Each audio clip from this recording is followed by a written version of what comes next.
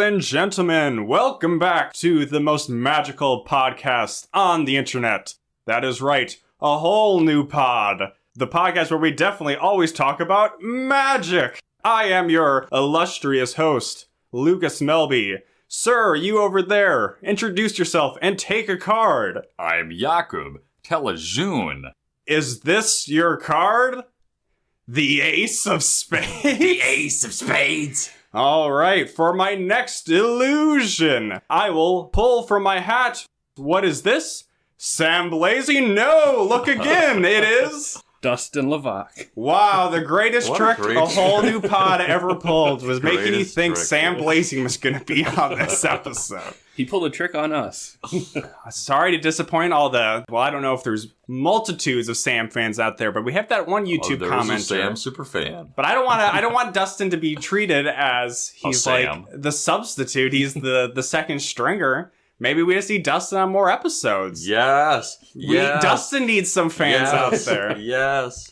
No, the reason I was so confident that Sam was going to be on this episode... Because he said he was going to be on this episode for like a year. Me months ago. He called me at like 8 or 9 o'clock at night, and I'm like, you guys don't call me. Like, when was the last time any of us called each other? I think maybe I remember calling Jacob more when...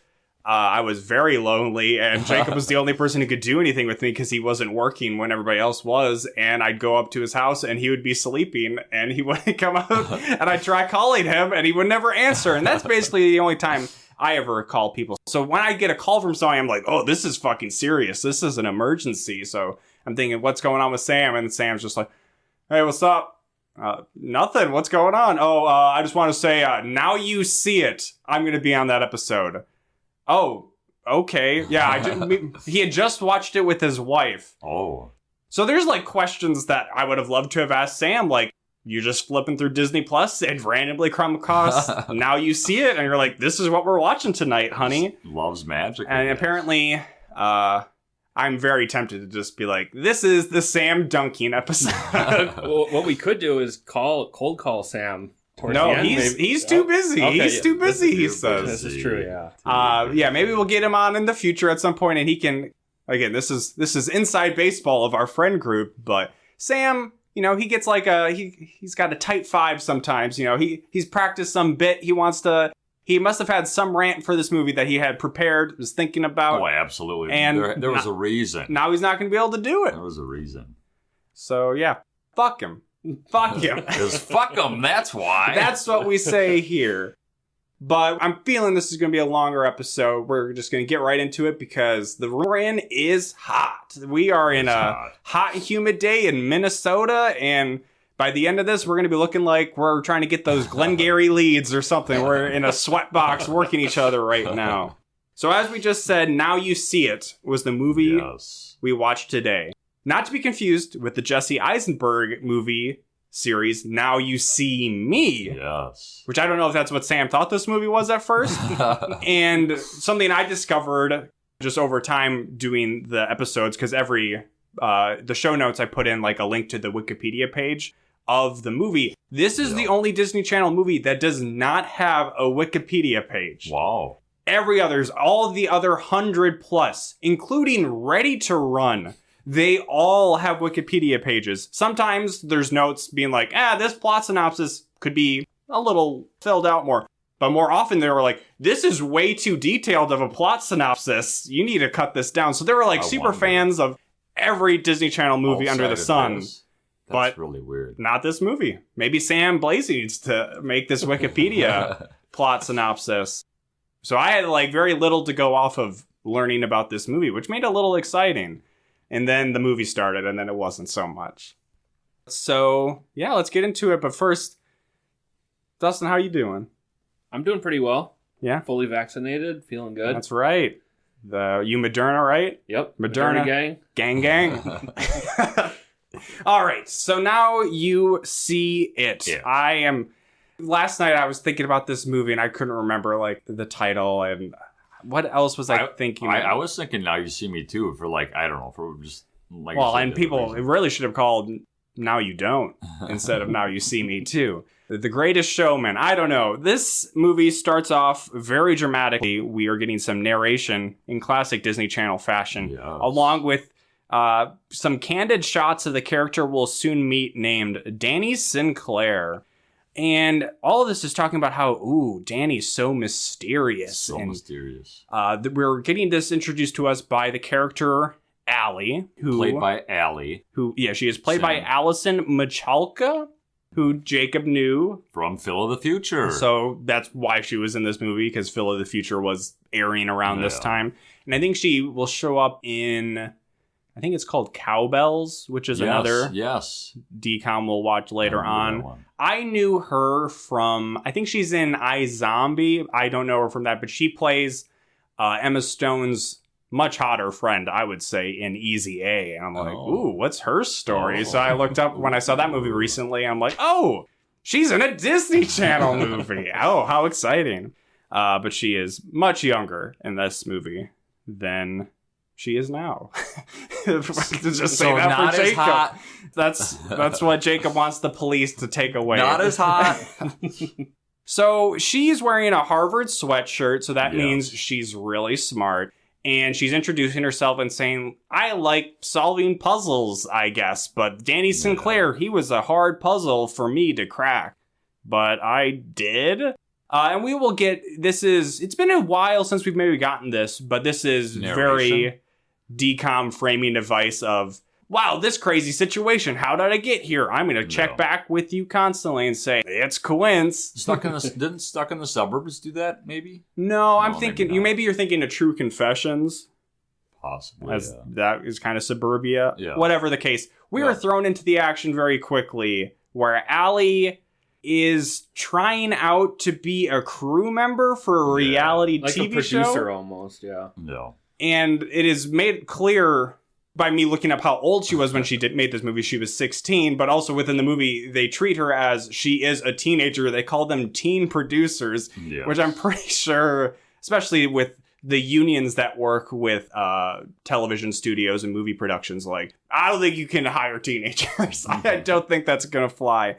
It is the show called The Next Kid Magician, I think. Yes, that sounds right.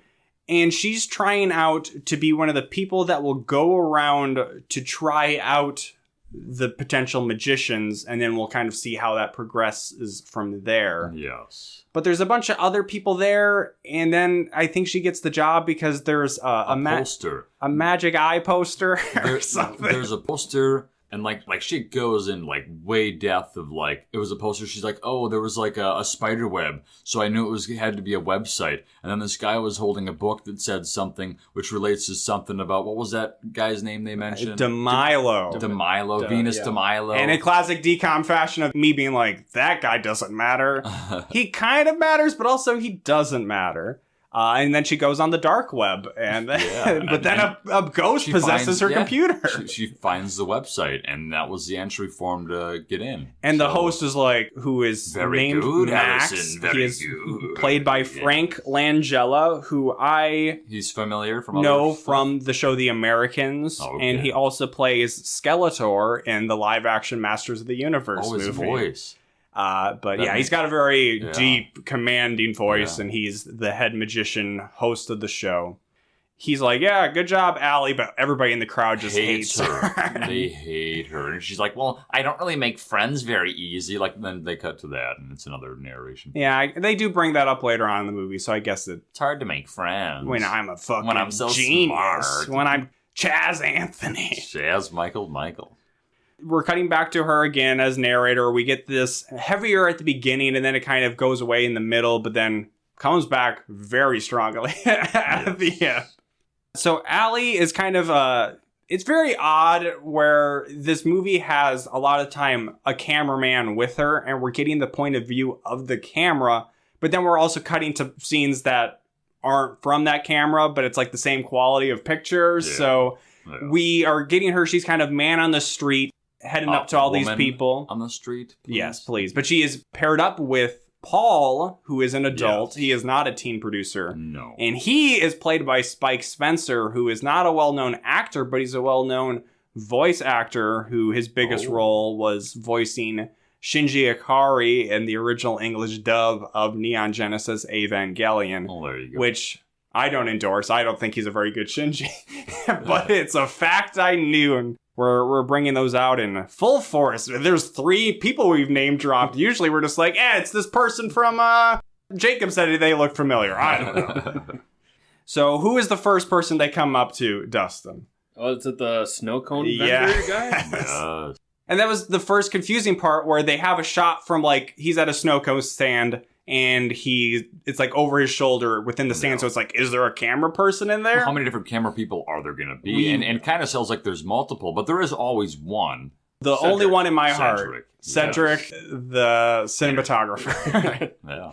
So it's the snow cone kid, especially, seems like the other people they interview, they have like magician garbs, but this made it seem like they just found this kid and then put him in a straitjacket. That's what I thought. I thought, like, what is happening? Yeah, he's just in a straitjacket. He falls down. He falls in a fucking garbage can. No, yeah, fucking, kick off my shift here. Let's go put me in a straitjacket. Yeah. And he's just in like a parking lot filled with a bunch of pebbles, and he's just rolling around down there, and then he falls into a trash can. He purposefully dives really into that trash can. And then others. Some goofy kids, but it's more just them screwing up basic magic tricks. Tries to make a dog disappear, but it like just wanders out on the floor, and then he puts all these like ingredients for a cake in a hat, but he forgets to put the rubber cake in the hat, so when he puts it on Allison's head, just all like the ingredients just cover her face. It's dripping down like into like her mouth. She's got her mouth agape. What did that make you think of, Jacob? Just a big mess. A sticky mess. Yeah.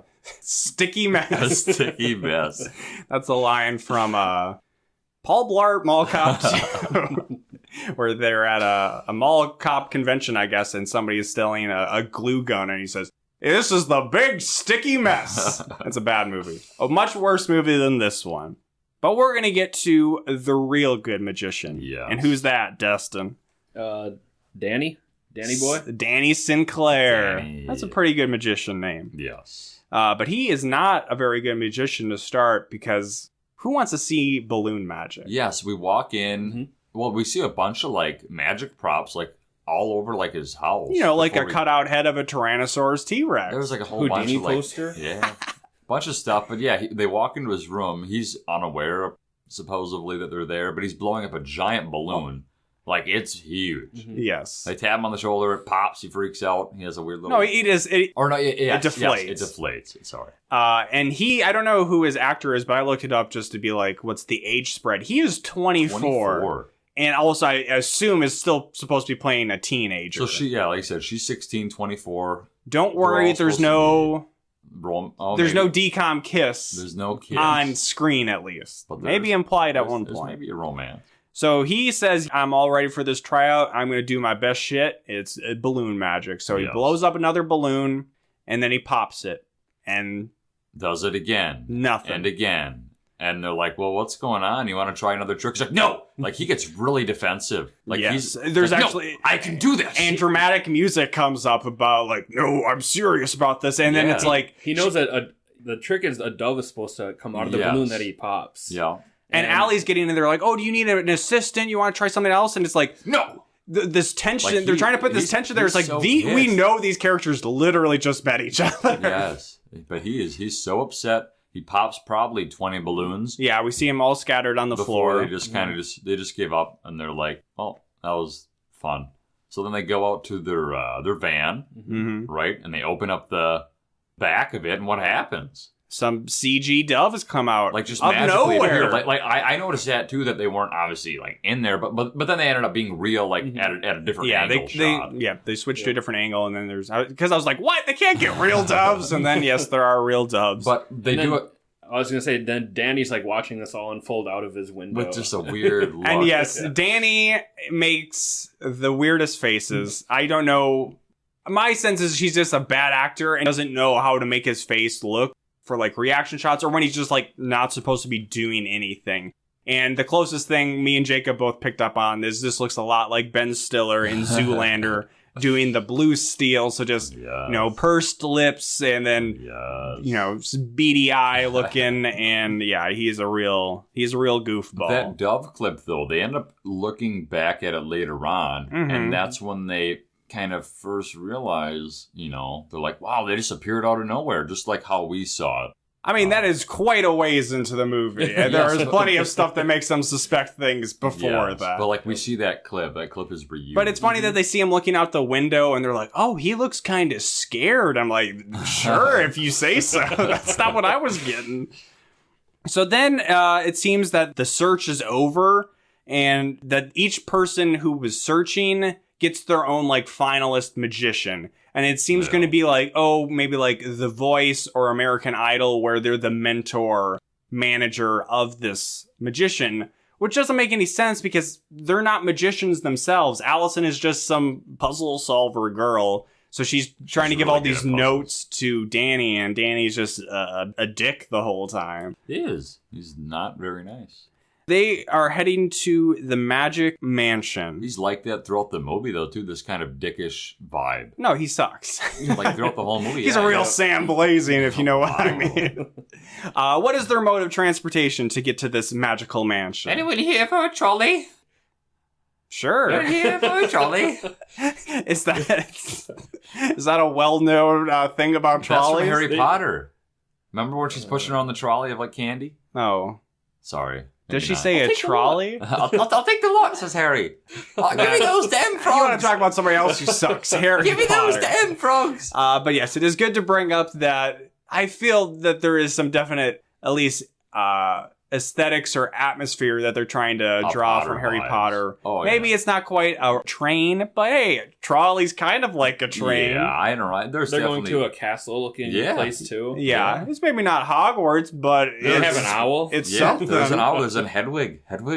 And the most magical thing that in this movie happens on this train ride where Danny does a card trick where he says, hey, pick a card. Oh, is this your card? And then he throws it, and then it's, what? Is it in the window of the trolley? Oh, no, it's on the outside. And he peels it off to reveal... tape. Two little squares of sticky tape. Yeah, just regular-ass Scotch tape there. And obviously IMDb goofs picked this up. But I was saying to Dustin, I'm like, sometimes there are things when you watch something that was originally shot for standard definition in high definition. There's some details, especially makeup, that looks worse, but I'm like, I think you always could have seen the tape on that window. But hey, we're just moving along. We got a fucking movie to make. Yep. Who cares about the tape?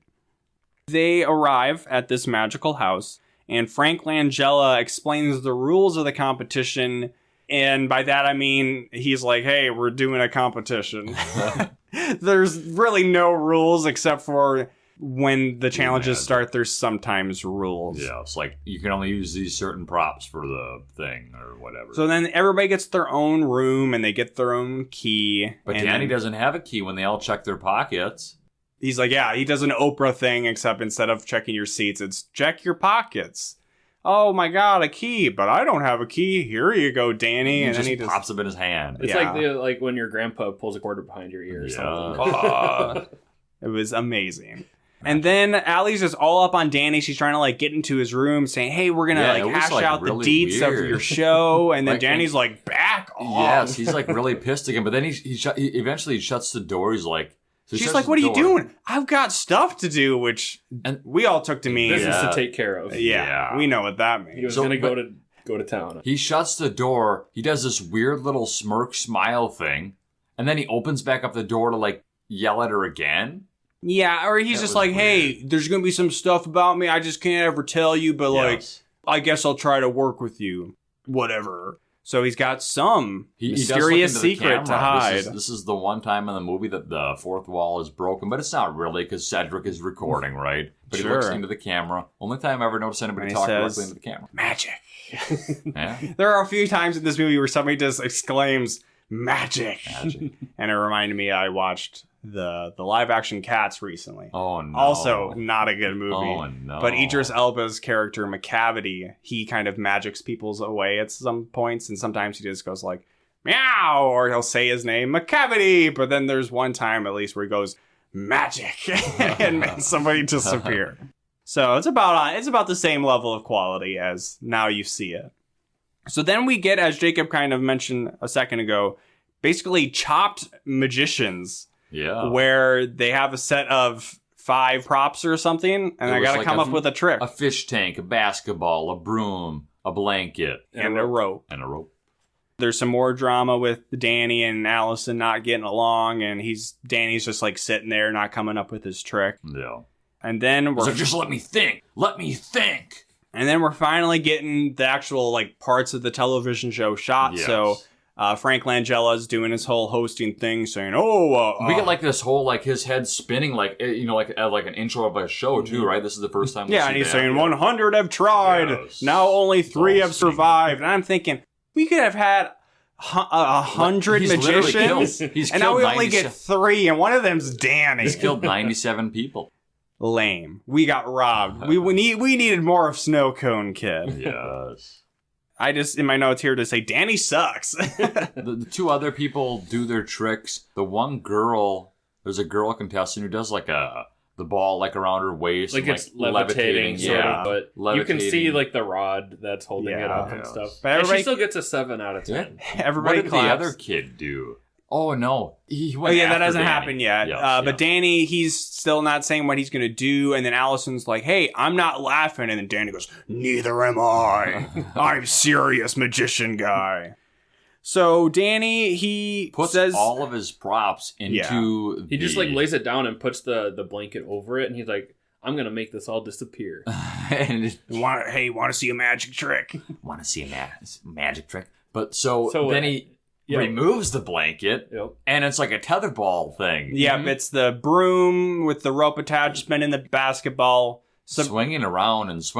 But it's held up in the aquarium, but... It's held in place by fucking snow. But snow! Real snow. Like, he didn't even know where it came from. He's like touching, he's like, this is real. So the third magician, whose name is Brandon's like, that wasn't one of the 5 approved items. So Frank Langella's like, up some snow and chucks it at him. Frank Langella's like, you know what? You're right. Gave him a 3. 3 out of 10. 3. So then Brandon goes and he says, can I have an assistant? Allie also chimes in like, that was the most amazing trick I've ever seen. He just did this and that and he made it. But they're like, But she's defending him. She's still on his side even after he yelled and verbally abused her. Yeah. Right? What does that teach, Disney Channel? Come on. Frank appoints Danny to be Brandon's assistant, which seems like a conflict of interest. A bad idea. So Brandon asks Danny to hold the sheet up to cover himself up. Oh, what's going to happen? Brandon's talking, and then all of a sudden he cuts off. And then don't you just hear him start screaming? Well, no, they drop away the sheet. Brandon's gone. Oh, wow, that was so amazing. Yeah. And then you hear him screaming. It's the craziest scream laugh. I don't know if it was a laugh or a scream. It was hysterical, right? It was like creepy. And where does he show up again? Fucking some like spinning wheel of fortune. Yeah. Kind of the thing is, if this was a 2-person act, somebody would be spinning on it and you'd be throwing knives. Yeah, it's like some Renaissance festival stuff. We have seen that. So then he reappears. Oh, wow, that's so amazing. And he gets a 10. Yeah. Even though he used a prop that wasn't approved, the spinning wheel. Already at this point, though, I'm getting vibes from the old dude that like... No, you didn't. Yeah, absolutely. The way he's like looking at Danny and stuff. I was already getting vibes. Like, if you go back and watch it, like, you can see like he's kind of like... Yeah, what were those vibes when I said, is Frank Langella a villain? Like, him and Danny have already like made eye contact. They're like already... There's already kind of like this is, like he's getting vibes from the kid. Sure. I mean, in retrospect, it's not even hindsight. When I watched The Usual Suspects, I was like, Kevin Spacey, bam, Kaiser Soze. I even fell asleep like the first 2 times I watched the movie, and I still knew that was going to happen. So Allie suspects something's going on with Danny, so she goes back at night with Cedric, the cameraman. They both find a trap door. Yeah, they're looking at the stage. There's no trap door. But wait, they back off because somebody else is coming up. And it's Brandon and his assistant manager guy. There's no trap door. They're looking for it too, yeah. So then they kind of confront each other. I don't know. They say some shit and then they leave. And then we see on the balcony. You didn't do that trick. And then he defends himself like, yeah, how do you know I didn't do that trick by myself? I'm just great. And then on the balcony is Paul looking down sinisterly at them. So there's another tidbit. I don't know what that was about, though. Well, we just knew he was sketchy. Yeah. He's a sketchy dude. Maybe just indicates that we don't pay enough attention to these movies. And in Halloween Town High, Jacob was completely right. That mayor's son or whatever, he was in on it and he helped.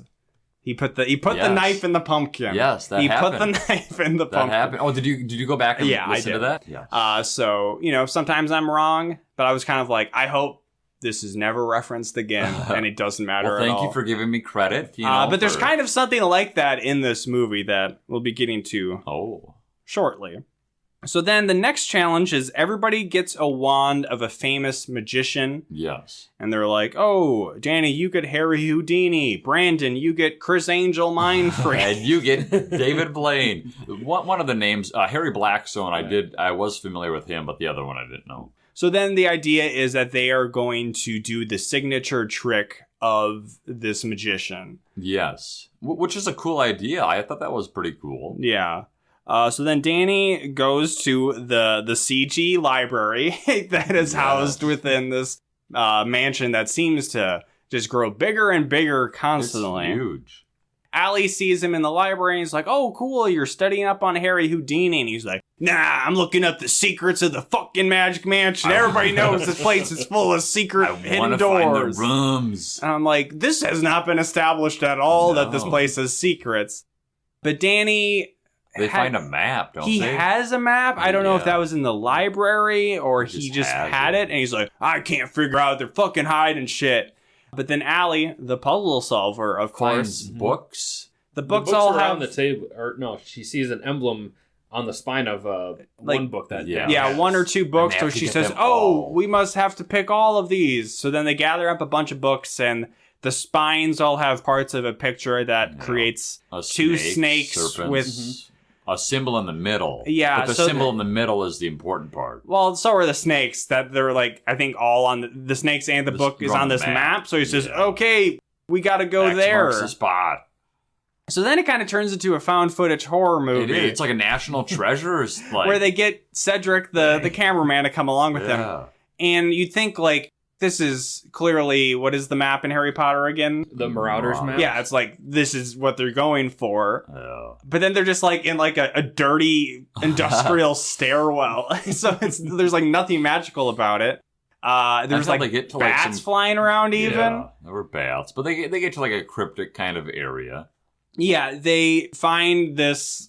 They find the snakes and the book like engraved on the wall. There's some like, Latin. How do we get in here? And he's like, you turn the fucking page. Well, the quote. Yeah, there's the quote in Latin, which Allison immediately translates. It's not even like, oh, this is Latin. I'm assuming it's Latin. She just reads it. Oh, that means those who want to find out shit read books or whatever. And then they say, well, what? I think it's something more along the lines of like, to be able to read, you have to turn the pages. Well, yeah, but then there's a book there and says, well, how do you read? Well, to be able to read, they both go, oh, you gotta turn the pages! They say it together. Freak out. So then this book is within the circular part. So then they turn the circular part where it's like, red. That's not how you turn pages of a book. But you're turning it, the dial. You turn a cog in the wheel there. And then that opens up a side like a red, passage. Just emanating from behind the wall, but yes, a side door, like National Treasures, opens up. And then they're into like another room. A vault. A vault like room. A straight up magical bank vault. Gringotts vault. Yeah, maybe. So this is, Danny's like, oh, shit, this is DeMilo's secrets. Secret library. Who DeMilo was that guy who was on the poster at the beginning of the movie. Who will soon learn that like he wasn't even like dead a long time ago, because there's a color photograph of him on the internet at one point. Cedric, the cameraman, is at first he's really scared, but then he sees another thing. He's like, oh, what happens if I turn this? So he's not scared anymore. And that creates this crazy magic warp. There's a top hat screen effect that's just swirling around. But yes, they get inside of the library, and there's just a bunch of like safety deposit boxes, right? And within the vault. Yes, and they made it look kind of like it's all gold stuff. And then they get sucked through this teleport thing, and they're back in the library. Yes, but I didn't notice right away. But when they do like a pan up shot, they're on that symbol. There's like a symbol that they're like on in the middle of the floor. Well, that's not really meaningful. I don't know. Because, spoiler alert, when I said I hope that Paul on the balcony didn't matter, this place doesn't matter. As far as I can tell, nothing about them discovering this place matters at all. They go back there once or twice. And even the fact that, like, there is maybe some suspicion that, hey, what's Danny doing? Is this real magic? And it's like, no, they just experienced real magic. They teleported. Yes. And they're like, oh, the second challenge is about to start. We better go do that. No. And Cedric is totally cool. He's even like, well, let's do that again, dog. Yeah. But they don't until they do. They do. Now you see me. That's wrong. Now you see it. Oh yeah, the other movie I was thinking was Don't Look Now, which is a horror movie. But I was like, wait, what the fuck is this movie called? Don't Look Now, The Greatest Showman, Now You See Me, all of the above. So then the second challenge is starting, and the other people do some shit. They levitate a light bulb. It doesn't really fucking matter. Then Danny is doing something I never heard Houdini did, but I guess he made an elephant disappear once. Yep, I've heard of that one. Oh, well, fucking, we got David Blaine over here. I've heard of that. So he doesn't have an actual elephant, but he has Brandon and his manager dressed up in a bad elephant costume. Yes. He was going to make him He puts another sheet in front of them, the greatest magic trick. A bigger one, obviously, because they're an elephant. And then he says, I don't know, some shit. People just, he's like, I'm going to make it disappear. But before he does that, they start screaming behind the curtain. Yep. And then he says, disappear. And then he drops it. And then they're like riding a fucking bull. An mechanical bull. And the one dude gets my note says, off Houdini did not do that. But the one guy gets like thrown off it like hard, and there's no like mats on the ground. Like I was like, shit. I'm glad you're very worried about Brandon. Hurt. Yeah. So there's an immediate uproar from the crew and contestants both, who were like, "What the fuck is this shit?" And Brandon's manager actually says, "I think Danny's actually magical." Magic. Yeah, they called him out. But then the old dude's like, "Danny, that's very no. You're forgetting the part where there says." There's some stuff we just can't explain, like ESP or Loch Ness Monster. Donald Trump's hair. Donald Trump's hair. Cedric comes in with the 2005 joke still about Donald Trump's hair. And that really threw us off. We're like, whoa, this movie is magical. That was probably the best line. So then Danny says, yeah, well, I just can't explain it. And Frank Langella is like, you fucking asshole.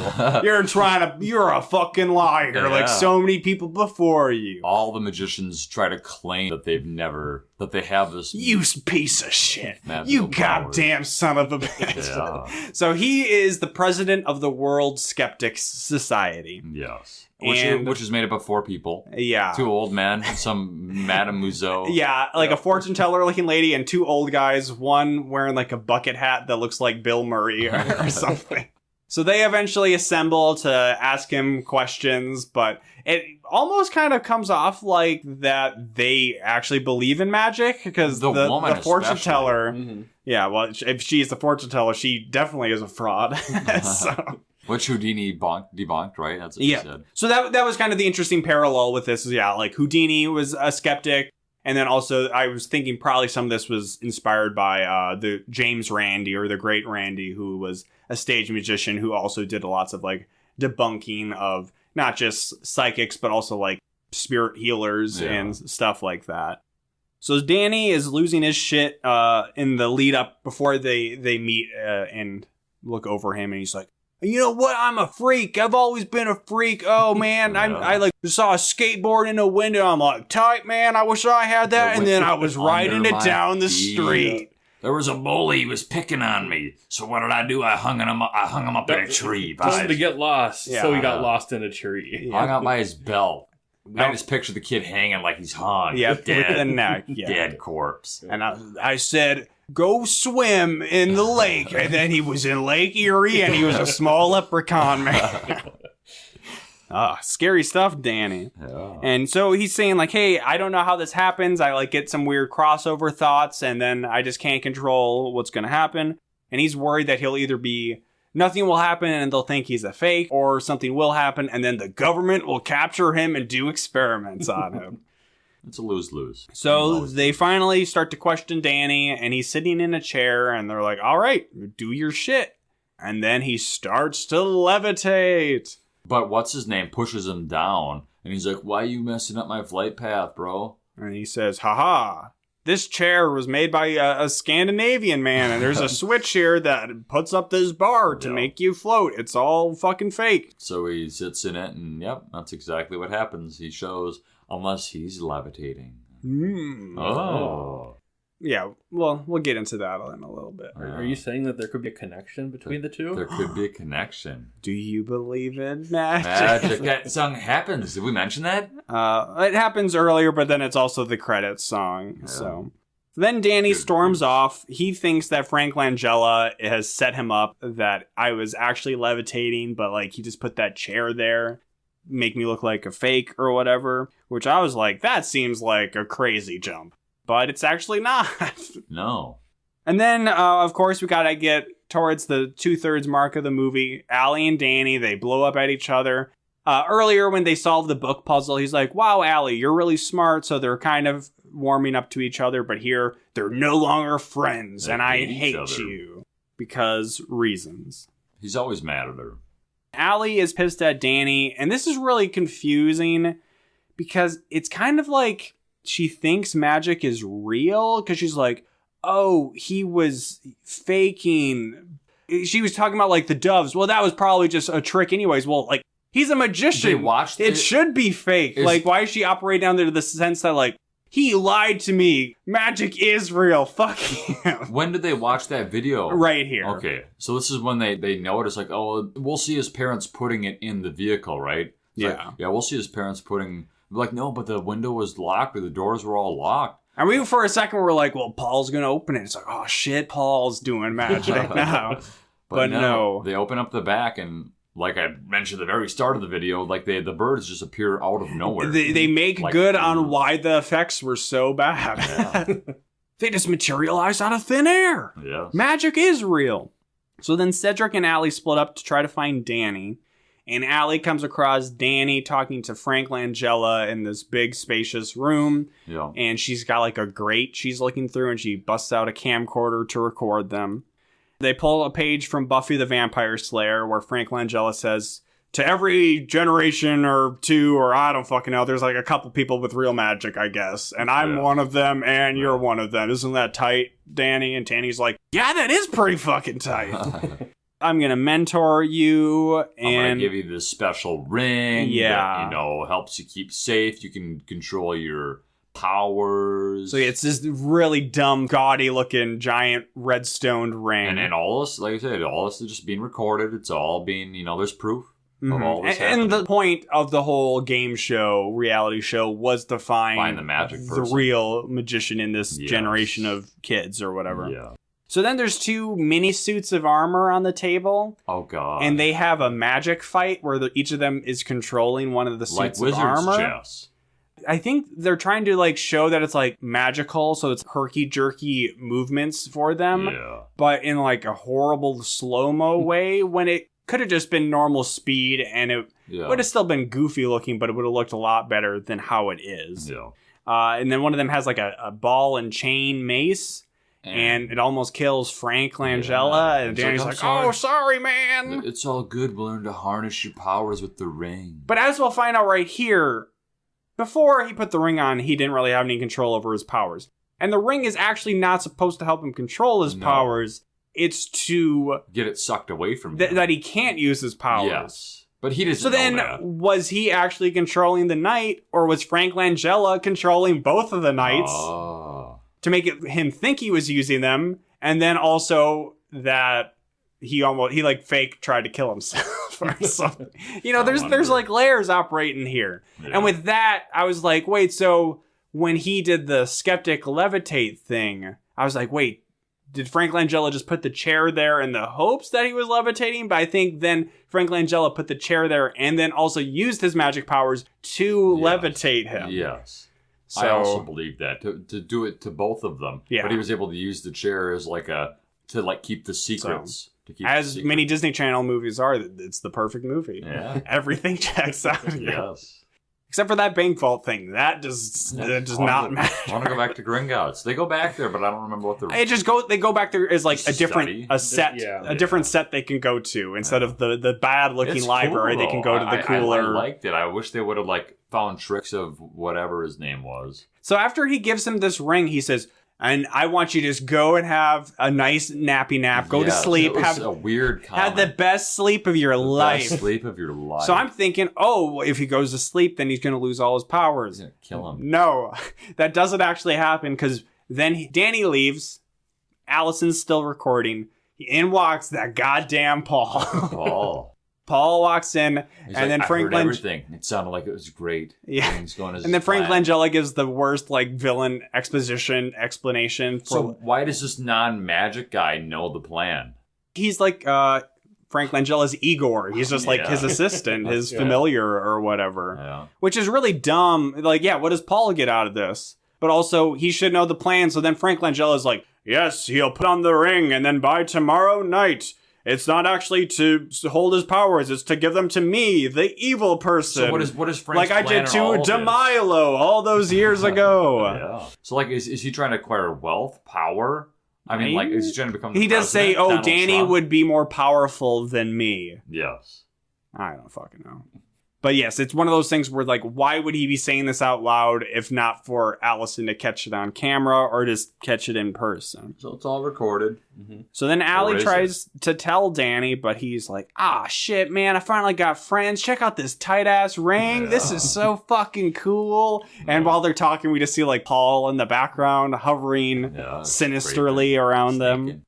He said, I had the best sleep of my life last night. Thanks to my sleep number bed. So then she's like, well, if you don't believe me that something's going on, hey, I taped it. So that she brings it into, like, the head producer with Danny, but then Frank Langella pops up and he says, I'd like to see what's on that tape. Oh, my. And then he uses magic magnet powers. Magnets. How do they work? And then he wipes the tape, and then they play it, and it's all just static. Oh, you're crazy, Allison.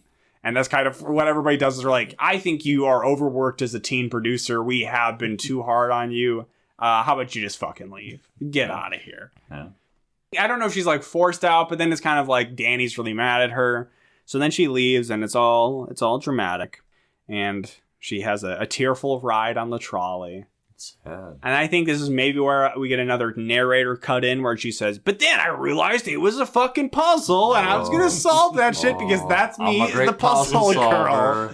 They even call her like the puzzle queen at some point. Slay. So where do you go to solve all your puzzles? The nearest coffee shop that seems to have once been a bank.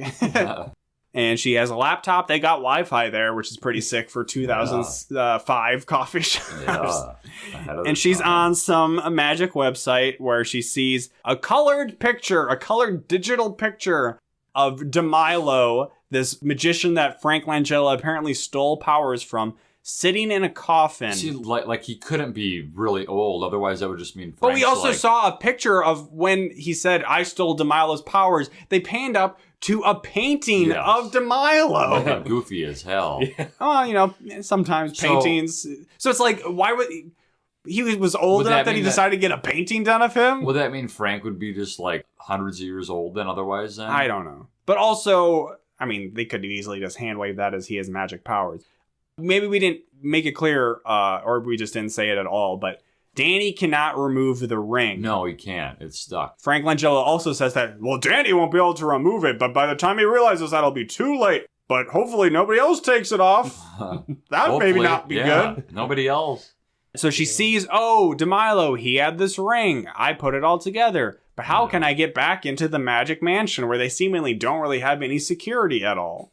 Well, she sneaks in a sword box. The kind of thing where they put somebody inside of it and then they stab swords in. Yeah. You know what it is, but I don't know if there's like a proper term for it. Yeah. So she's in it. She's in it. And now it's time for the finale. It's time to see it. The first person up is Brandon, who does this weird sleight of hand stuff, but his hands are moving so quickly. He's so fast, you can't see, like, the balls. And it's not like he's doing it so fast in an impressive way. It's like, I can't see what he's making appear, what he's doing with it, and when he's making it disappear. It had to be sped up, right? No, I think it was just bad. I think it was just that. Like, it was like 10 times. Oh my God. I mean, he's just one of those shaking his hands really quick. It's like one of those magic tricks where like you have like one of those glowing little orb on your finger and it passes like around your body or whatever. And he was kind of just doing that. Just with crazy jazz hands. It was a really short set, and then we just see Frank Langella come out, and there's not like any like major applause or like any musical sting, and he just kind of like prance. We didn't even see what the girl did. Well, yeah, but then we see. I just thought it was really funny when Brandon's done. He just like kind of prances, just jogs off. He's like, "Oh, that's it. All right, goodbye." That's how all magicians end their show. They just jog off the stage. The girl doesn't get. We don't get to see her final act because that's when Allison finds Danny to kind of again talk to him. Saying like, hey, check out this printout I have of this magic website. No, I will not. Frank Langella is going to steal your powers. And Danny's like, I'm not going to even try to take off my ring because I think it's so cool. And I'm just like, Allison, just grab his fucking hand and take the ring off. But nope, that would be too easy. That we have the easiest way for this to be solved, and they have to make it so complicated for it to happen. So yeah, we don't see the girl magician. It's the rules don't matter here. It's like before they were scored, but they didn't ever win anything in those challenges. Here, they aren't scored, and I don't know, somebody's going to win. What did they win in the show? It was never said. It's kind of like the rules of Whose Line Is It Anyways? Yeah. Frank Langella just makes them up as they go along. What's like the point of it actually being televised? I mean, I'd watch this show. No, absolutely. But I mean, like from Frank's perspective. Like, at this point, he doesn't need paid. You know, makes a little Skrilla on the side. I guess. He's getting that bag. Why does he need money if he can just make it appear? I don't know if that's how his powers work. We'll see some of how his powers work because Danny is going to lift 1,000 pounds. We know that because this big metal block says 1,000 on the side. So he's going to lift it above his head. And he's going to try to pull it. And he's like, but he can't lift it up. Because he has the ring on. And then the crowd immediately is like, "Fuck you! You're fucking fake." He wasted no time. On a dime, they just flip on him, and everybody's like, "Get off the stage!" You and suck. Danny's parents are actually in the crowd. They're like, "Hey, take it easy on him." Keeps trying to pull on it, and it's not working. Then you see Frank in the background rubbing his bow tie and starts rubbing his neck, and starts stroking himself, and then the weight starts levitating. That's how the magic works. It does, for real. So then he lifts it up, and then he makes it float above his head. He doesn't. Well, we don't necessarily know that, though. Well, we're seeing Frank. We cut back to Frank, and he's rubbing himself, and it goes higher. This is a Disney Channel original movie. They can't expect us to actually pay attention to what's happening. But we know that, or I know that. You no know shit, that. Jacob. Well, that's what I'm saying. Jacob, we were watching the movie. He's like, it's gonna fall. It's gonna fall. No shit, it's gonna fall. Kill him. That was the whole goal, was to kill Danny. So yes, it's floating above his head. Everybody's clapping. It's very hot in here. That's why I'm getting so mad at you. Then it falls suddenly, but Danny dives out of the way. Yeah. Frank's pissed. Well, no, Frank... Let's do a fucking other trick. Well, yeah, I guess Frank's disappointed that he didn't kill the child on stage. Because it's really not clear. Because they say, DeMilo died in a stage accident. Yes. So Frank's like, I'm going to get his powers at the end of tomorrow night. So its implication is that he can only get the powers by the other person dying. So he's trying to kill this 24-year-old, 16-year-old, or whatever. So he's 100%. Like, all right, how about, hey, audience, you want to see another trick by Danny? We didn't give the girl this much time, but hey, how about we give Danny some more time? Yeah. Cedric brings out the sword box. And says, delivery for Danny Sinclair? But he's like all scared and skittish. Well, he's scared because Frank Langella pulls out one of the swords and threatens him with it. So then Cedric runs away. Danny is like, oh, shit. Maybe Frank Langella is a villain. So he's saying, hey, because he sees Allison like off the side of the stage. I would love a beautiful assistant, right, Jacob Tellijohn? And then she won't come out because Frank Langella's like, I'm your assistant. And he just is stabbing swords into the box.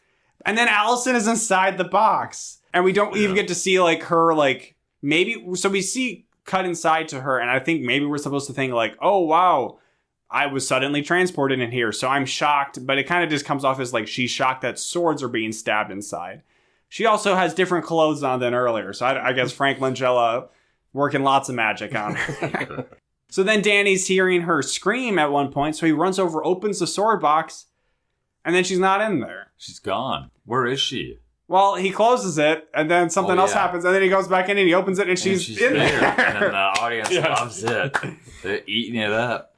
She comes out, and I'm just like, just take the fucking ring off. Yeah. But she's reaching behind his back. He's putting his hand back there. She's trying to find the ring, and then Frank Langella looks at them and he's like, you trying to take that ring off? But they're like, no, sir, we're not just like, take the ring off. But they get it off. They do. Yeah. But it's like, oh, so agonizing. Yeah. They're trying to make it like, they're trying to treat this like fucking Mission Impossible. Yes. Tom Cruise hanging from the ceiling, catching his sweat before it hits the motion detected floor. And it's like, no, just take the fucking ring off. So like right after this happens, Frank just shoots him up in the air, right?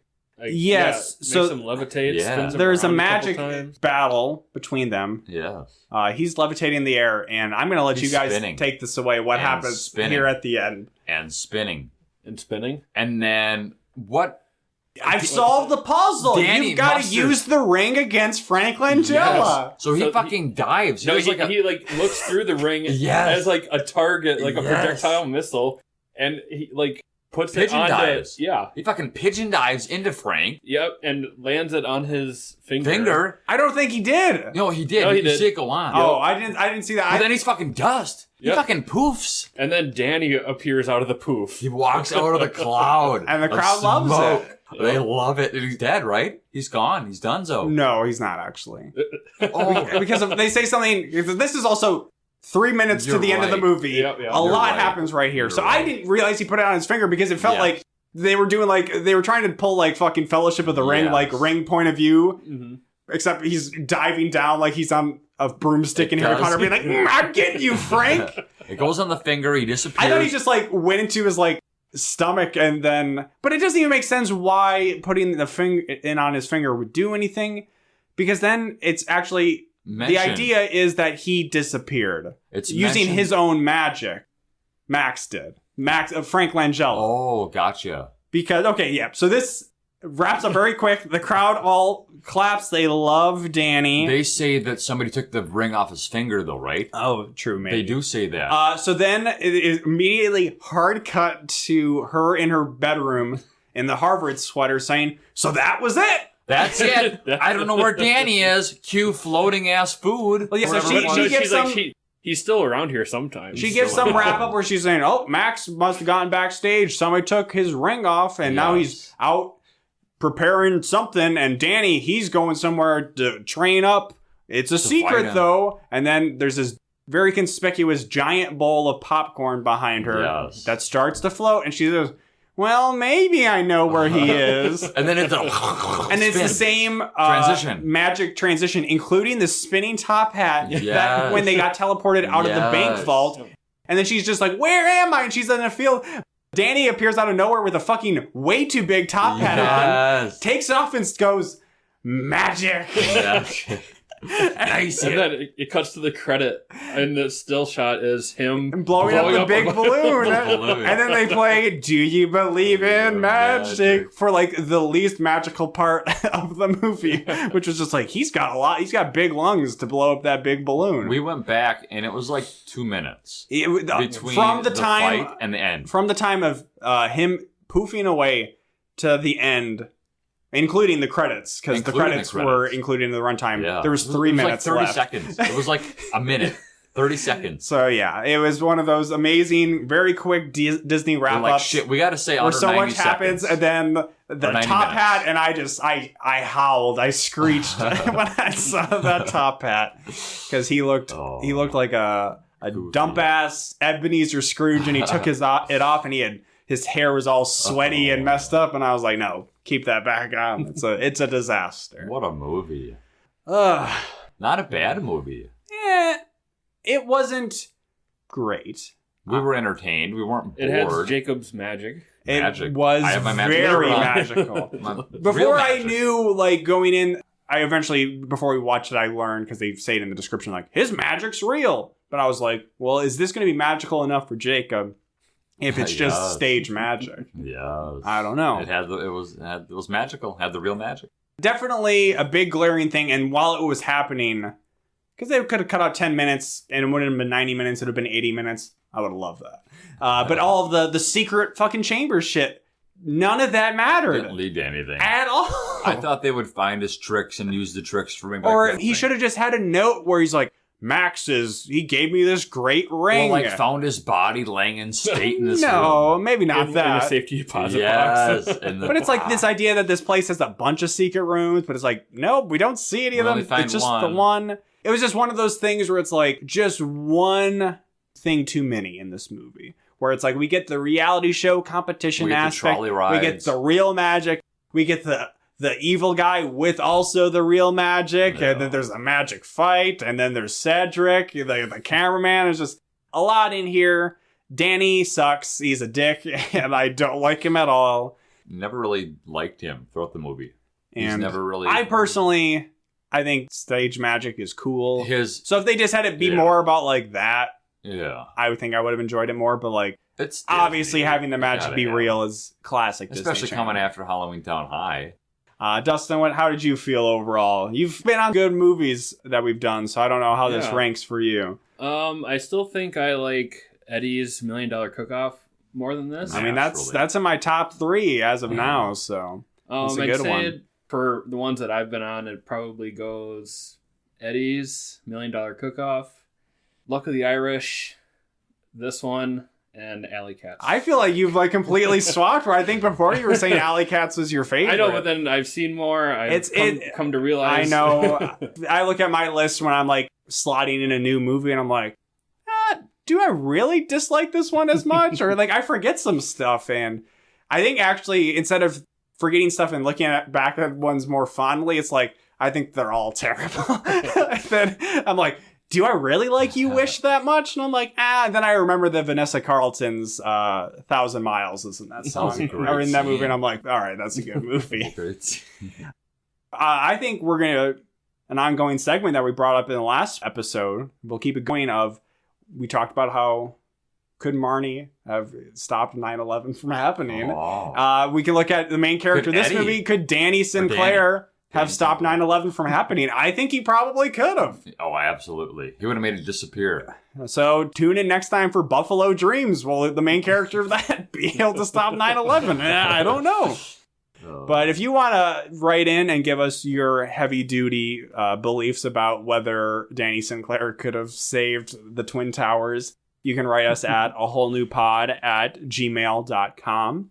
Don't have any letters to read this week, but I will plug my Letterboxd account for a discussion point we'll have here. Letterboxd, I am at fat_tomato. Been posting some more reviews there, including a 600-word review I wrote about. You'll never guess what movie it was. Oh, no. But I watched Project X. Yes, let's go. So that is a good thing for us to discuss while Dustin is here because you guys saw that together. I didn't see it. I saw the trailer and like I got Wild. I got like a panic attack watching the trailer. How'd you find it? Where'd you I was looking through HBO Max's like last chance movies, and I'm like, oh shit, this is going away at the end of the month. I guess I'll watch Project X almost 10 years after its release. But yeah, that movie stressed me out. No, it was fine. But I was like, that movie reminds me a lot of Darren Aronofsky's Mother, where it's just like all these people in this kid's house. Eventually he's like cool with it, but he's like, oh no, you're wrecking my dad's stuff. But they're shoving like a midget in like a fucking an oven. And then it like turns into all out war at the end of that movie. Also like Mother. It's crazy. But yes, the whole point of me bringing up Project X here is to talk about how much of an impact it made on you, Jacob. God, I wanted to relive it. Most of my review about this movie is not me talking about the movie. It is me talking about Project Y. Oh, God. What a time. So context, this movie came out in 2012, so we were all at the end of about the end of our freshman year of college. Yeah. We're not maybe quite the demographic for the movie, but it's an R-rated movie, so it's like, it probably still appeals to like college kids to be like, I want a crazy fucking party. I wanted that. Here's a twist, though. Neither Jacob or I, not to make you think we're like super lame, but neither of us drink. Neither of us do drugs. Party. I get social anxiety in like party situations. Jacob is a weird like pervisoid where he's like, I just want to hang out and be like a voyeuristic creep in these situations. So Jacob, just talk about what this movie meant to you. It was just everything I wanted to be that I wasn't. Project Y, obviously X, Y was going to be the sequel. It's going to be the next Actually, big thing. apparently they had planned a sequel that is not, it was supposed to come out like a couple of years ago called Project XX, which terrible fucking name. But yes, Project Y. And I was going to do it down in Iowa. I had a field all set up. There's some guy. So Jacob made this Facebook event. Yeah. Blasted out. Jacob had a bunch of people that were friends of his that he met through like YouTuber stuff that he didn't actually know. So like this got out to like a lot of people that weren't just like our friends from high school. Yeah. But because I was able to go back, I can look into your about info on Facebook, scroll down to events. Scroll down through all these updates, and the location in this event just says somewhere in Iowa. And people commented are both like, why the fuck Iowa? Also, somewhere in Iowa. Iowa's like not that small of a state. But then there was one girl who was like defending you and be like, yeah, you're such a fucking genius. And people would be like, this isn't going to happen. Why don't you do it in California? She's like, get off his fucking back. And there was do you remember what her name was? No, I don't. But you talk a little bit about it more and I'll try to pull up your one post about it. We're going to get like Red Bull to like sponsor it and stuff. And so you had also set it up to do 2 years. Yeah. It was movie came out in 2012. This was posted pretty quickly after I think you saw it for 2014. So it's like, I've got all the time in the fucking world to figure this out. It worked out. Get Red Bull to sponsor. We were working on that. So yeah, it was planned for July 4th, 2014 through July 6th. So like multi-day event. You said, here's the listing. You have heard of Project X, the oh-so-popular movie. Well, you now are invited to join me and hundreds or thousands. Some people read it as like hundreds of thousands. And I'm like, whoa, that is pretty ambitious. For one hell of a weekend celebrating life and American freedom. Definitely what Project X was about. Well, because July 4th. Yeah, no, I got you. If you would be interested in joining, please respond with either a maybe or a yes if you really have intentions. Again, for 2 years from now. Also looking for people to help prepare the property. Interested? Yeah, definitely you need those. Leave a comment if you would also be willing to donate anything to the event or have ideas. Leave a comment as well. Make sure to like the official page. Unfortunately, the official page is dead now. No. So I can't look up that. So the last post that somebody did, which was on June 30th, 2014, so 4 days before the actual event, the person just says, LOL. So let's see what you had said. A bunch of people saying like, hey, let's do it in California. What the fuck? Why Iowa? So I don't know. You just get to see that movie like fucking opening night and you made this event? Okay, so yes, here is your one post. Oh, God. Like the only update ever by founder of Project Y, Jacob Robert Tellijohn. Working on plans for parking already. 400,000 plus square feet with hopefully another addition of 700,000 plus square feet for a total of 1.2 million square feet for the event. Possible additions to be made later on. Hey, I'm not an event organizer. I don't know if that's a lot or not a lot. It is square feet. It is something that isn't really like knowable for me. And I like how you're like working on plans for parking. I'm like, wait, is this all for parking? Is 1.2 million square feet for parking? And I think it's this one where the comment of this person named Tiffany saying, stop being so smart. Oh, man. So then what happened, Jacob? I don't even remember. I don't know what happened. What do you... I honestly don't remember what happened. Like, we had, like it was, like, legit. Like, we were having, like, Bullshit. Red Bull shit. This is like that movie you were starring. No, but like stuff set up with like Red Bull and like I honestly don't remember what happened. Well, here's my perception. It might have been something with the guy's land that fell through. I don't remember. The land literally fell through. It's just a hole in Iowa now. It was like I remember seeing like the map angle from above. Like I remember like seeing like the area and like when you pulled it up on Google Maps. Yeah, I remember it. I remember like a creek running through that area and stuff. I remember like the image. So here's what I figured happened. Correct me if I'm being too mean and critical of you, but you talk a big game a lot. Yeah. You talk about, hey, let's do a podcast. About what? I don't know. And then a couple of years later, I come up with the idea for a podcast. Hey, I'm going to be a huge YouTube star. Oh, what kind of videos are you going to make?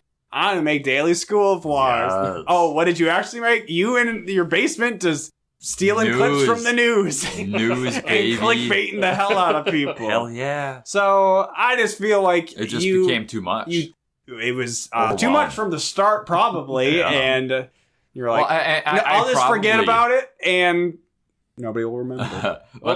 Jacob's best plans that I've noticed, they start, they get created, but they never follow through. The Adventures of Pika. Yes. All of his YouTube channels that he's ever made. They all start and they just never Jacob had so many YouTube channels in high school. And he got mad at me because I was voted most likely to succeed. He's like, I should have been it because I'm going to be a YouTube star. I'm like, well, I'm not saying I should have been it either. There's probably a runoff election or something why I got picked.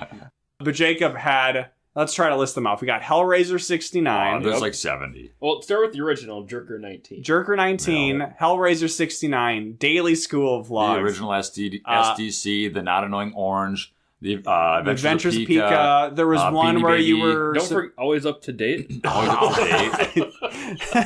Beanie Baby something. There was the Beanie Baby one. You also had one where you wore a ski mask and just lip synced to songs. That was a good one. So they were all stuff where you had an idea that could maybe have lasted for like... He'd make it last for a few videos. Even one where it's like daily school vlogs. All he needs to do is talk about what he did at school. This was in an era of YouTube where, I don't know, some weird people could blow up doing that. No. But Jacob would... Inevitably, this is what would happen. He'd try the things for a little bit. He'd upload the one good video he ever made in his life called Teleportation. Classic. Where he just had a camera locked down in one spot and he'd move around different parts of his yard drop from the and cut sky so that he looked like he was teleporting after saying good. Teleportation. So that video would show up on all of his pages and then inevitably he would just go to clickbait news shit. It was always news.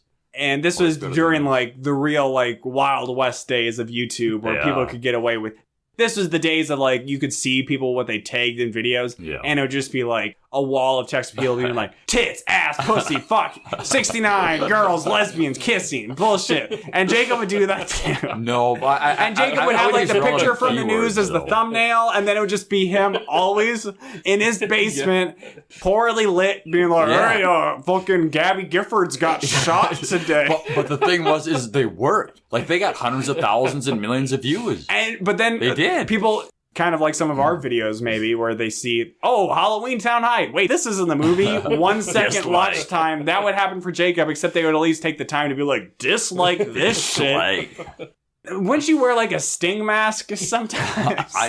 Just different stuff like that. And then you made like a little money, but then you got bought up by, or you signed up with some like MCN and my account got frozen. All these haters are after me. There were two brothers. I can't remember their names. They reported me and they told me about it. Well, it's because you were fucking clickbaiting.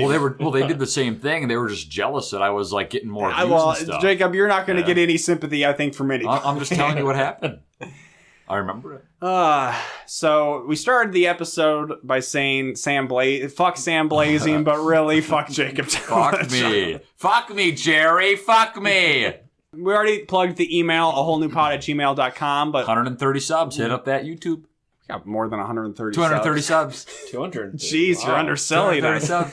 Find us on YouTube. Comment on this video. Fuck Jacob Tellijohn. Don't dislike it, though. Hit that like button. Rate us, review us, Apple Podcasts, Google. Follow us on Patreon. We have a Patreon that I created just because they were changing rules about at a certain point, if you didn't join by then they were going to change the tax rules. I haven't ever plugged it here because I don't think we deserve anybody's money. Well, I was thinking of an idea. Do you keep your notes? I do. I've kept, I think, Those every could be, giveaways for a tier of subscribers on Patreon. Maybe he wants to keep them. He's got to keep them all. No, I don't care about that. It would be like shipping and whatnot. And I don't think. Hey, write in if you think you want my scrawled out scripts. Yes. You can't get Jacob's because he hasn't written anything down in now I gotta 30 I gotta start for the people. But I don't think we really. I think we're doing okay. I think we've made a lot of improvements with the podcast. Yep. We're more consistent with it. Yep. But I don't know if we don't need your money. I mean, I would love if we made $15 a month that would cover our hosting fees. I would love that because Jacob hasn't paid me like shit ever since we've done this podcast. But I don't want to do that really. But hey, if you force me into it, I'm not one of those people that will be like fake like modesty and will be like, hey, you have the last donut. I'm like, if you say that, I'm going to probably have the last donut. I'm not going to try to like cut this in half or anything. I'm just going to roll with it. No. So, hey, I'll leave that out to the world. Find us out on all those things. Tweet about us. Share us. Maybe I'll finally get Jacob to try to start a new Twitter account, which, wow. All of Jacob's YouTube accounts got frozen for shady behavior, and then our Twitter account got deleted for also I didn't do shady anything behavior. On that one. You did nothing. You entered in a lot of like giveaway shit with that Twitter account. No. So we're gonna end it out on a better note than being mean to Jacob by returning back to being mean to Sam. Okay. This is something that maybe this would be a Patreon tier of posting what we do when we're testing our levels. And by testing our levels, that's used loosely because, hey, sometimes we still sound bad. But we always kind of just say random Sam tier, Dustin tier, the Jacob tier, the Lucas tier. $100 a month, Sam on every episode. But we ain't giving him any of that money. That we always kind of just say random shit and sometimes weird stuff pops into our minds. So I will say what I said last time that made me laugh so hard, and it applies even more now at the end of this episode. And that is Sam blazing, more like Sam lazy.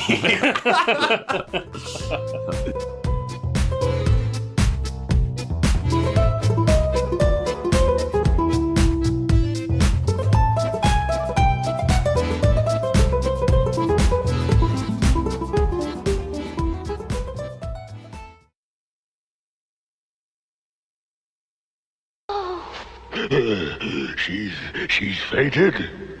Just like a woman.